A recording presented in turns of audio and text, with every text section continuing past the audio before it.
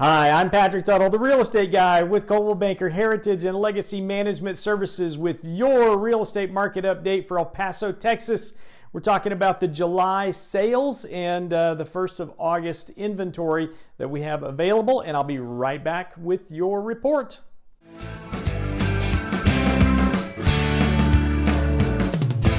All right, so we're back with the report, and before we get on to it, hit that like and subscribe button, ring that bell so you get a notification each time we do an update to our YouTube channel here, whether you be a consumer or a realtor, you're looking for some great information to share with your folks out there. Here's what's going on in our local market. So, resale homes first. We've got our pending line back because we got the data out of the MLS this month, and we're able to show you that we've got a widening gap. So we're right at 2 months of available inventory for our buyers out there in the marketplace. Now that still indicates that we are in a seller's market overall, and while it's taken a little bit longer to sell homes, they're still moving pretty quick. Okay, so what's going on? Summary. Sales are down 9% year over year from 597 to 543.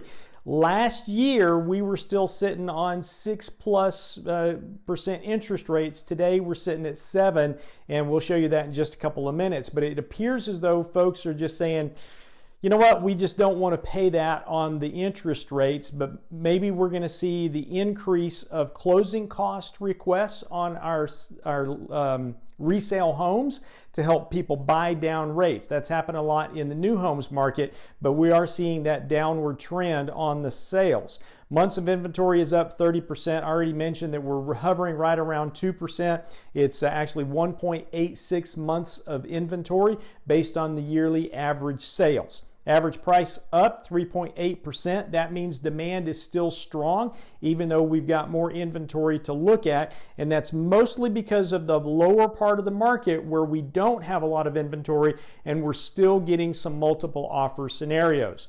Average size of a home is down almost 1% to 1,858 square feet. Price per square foot is up 5.19% to $144.82.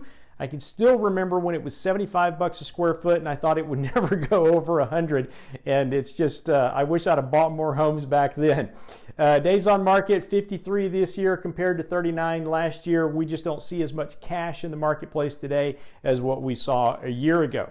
On the new homes report, here's what's going on. Again, widening gap on our available inventory and sales. Now remember, those builders, when they put a product on the market, that doesn't necessarily mean there's a house there yet. I've got 10 listings myself, and we're in permit stage or not even applied for the permit, but there's a listing there, so it counts as a house. And then in some cases, there's a fully built house ready to deliver. So cut these numbers on availability in half when you see them. Sales are up 36.4%, up to 206 from 151 last year. We were still straightening out that supply chain last year. It appears as though it's straightened out and the inventory levels are back up for the supplies that the builders are using.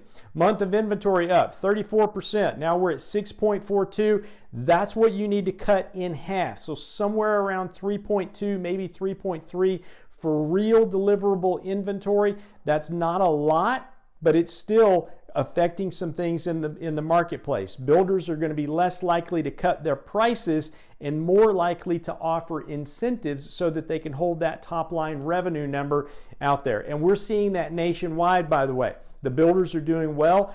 Nationwide, we are in a shortage of new homes, but in our specific micro market of El Paso, it appears as though we've got good supply and the builders are offering good incentives to the buyers to be able to get the inventory pushed out. And then that is starting to have some effect on our resale market to where in the areas like the 79928 zip code and the 38 zip code where there is a lot of new home inventory, the resale sellers are competing with those builder incentives, and that's going to make it more challenging for the resale folks to get a contract when the builder has a brand new home that's similar size, 3% in closing costs, $5,000 in landscaping incentives or whatever it may be.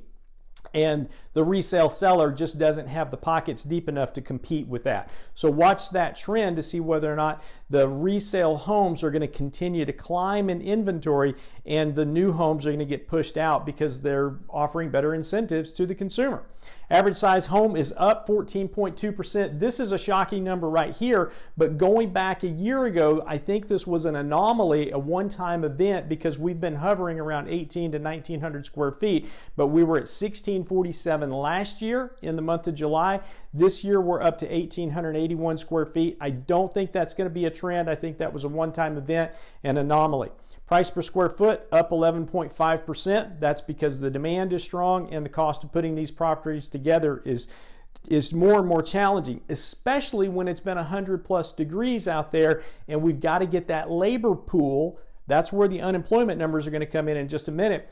The labor pool, when they're having to work at 100 degrees plus and they can go over to Amazon and work in an air-conditioned space and make similar money in an environment that doesn't beat them down each day because the sun's so hot, that's making our cost of materials and the cost of putting together a home go up here in the El Paso area. Days on market, 135 compared to 150 last year. That's indicative of that supply chain getting straightened out and they're being able to deliver the homes. Mortgage rates and refinances, 30-year fixed rate right at 7.04. Yesterday we had a lender in the office that said that government-backed loans, those are the VAs and the FHAs and the USDAs, they're hovering around 7.25%. That was as of yesterday. That's consistent with what we're seeing right here. You can also get a 15-year fixed rate for about 6.2. So if you've got that ability to pay the additional amount for 15, you can get a lower rate and get your payments. It's going to be higher because it's a 15-year payback, but you aren't paying as much interest. Here's what's going on in the trend. So 15 years, the 5-year arm, that's it. 7.85, 7.089 on the 30-year fixed, and 6.379 on the 15-year fixed. Index returns, the stock market appears to be doing pretty good. I'm still leaving my money in my residential stuff because I like putting roofs over people's heads, and the stock market, you're just always going to be working on somebody else's whims. But they have made some gains. The S&P over 1 month, 3.11% return. Dow Jones 335, S&P mid cap at 405, and a 543 for the S&P small cap. Unemployment rate, we're hovering around 4%. Whereas 2 years ago, we were up in the 7.5%, but today we're sitting down here right around 4% for 2023. And then this is indicating pretty much the same thing, just showing you that nice big spike that we had for the COVID spike. And the 3 key takeaways that we've got for this month. Number 1, market I think has normalized from the standpoint of inventory and demand. And what we typically see through the end of Q3 and quarter 4 is that our sales would go down in a normal year where demand, it wanes a little bit. We still sell homes, but people get back to school, and then when we get into late October, they start looking at Thanksgiving, and then at Thanksgiving, we've got Christmas. It's just going to be more of a normal market here in the end of Q3 and beginning of Q4 2023. Number 2, increase in the size of a home. I think that was just a one-time deal, so don't write a whole lot into that 1,647 square feet that we had last July. And number 3, the unemployment rates and the increasing in prices, it indicates that our economy in El Paso is strong. You know, we've got jobs that are available. We've got homes that are available. We're a great place for people to come into and to really build a nice life. It's a great place to be. I'm sold on El Paso, and I think you should be as well. And I hope that if we can be of service to you, that you'll give us a call here at Coldwell Banker Heritage. 915-588-1850 is my cell number. You can call me on that. You can text me on that. You can hit me up here on whether you're watching this on YouTube, LinkedIn, Facebook, wherever. Maybe it's Instagram. Like and comment. Give me some feedback, and I hope to see you soon. Thanks for watching. God bless you, and make it a great day. Bye-bye.